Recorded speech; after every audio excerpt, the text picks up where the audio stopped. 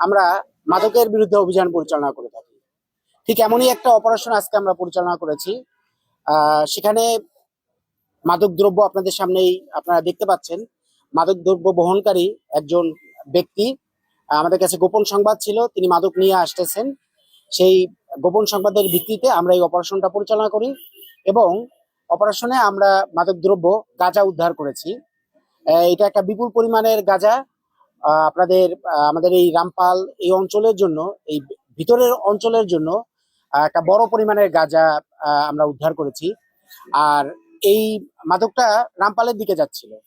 যে ব্যক্তি মাদকটা বহন করতেছিল এর নাম হলো মোহাম্মদ ইব্রাহিম তালুকদার, এর বাবার নাম হলো মোহাম্মদ মিলন তালুকদার, বাড়ি হলো মোড়লগঞ্জ, বাগেরহাটে।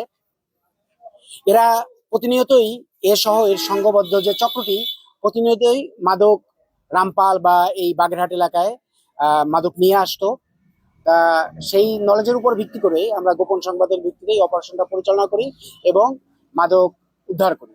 মাদকের বিরুদ্ধে এই অভিযান আমাদের প্রতিনিয়তই চলমান থাকবে।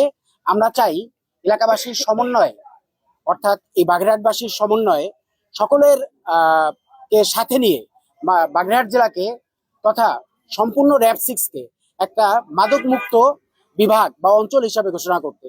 আমরা এই কাজে আপনাদের সকলেরই সহযোগিতা প্রার্থনা করব। আপনাদের যদি কোনো তথ্য থাকে এই মাদক সংক্রান্ত এলাকার যদি কোনো তথ্য থাকে, আপনারা সহজেই র‍্যাব 6 এর সাথে যোগাযোগ করতে পারেন।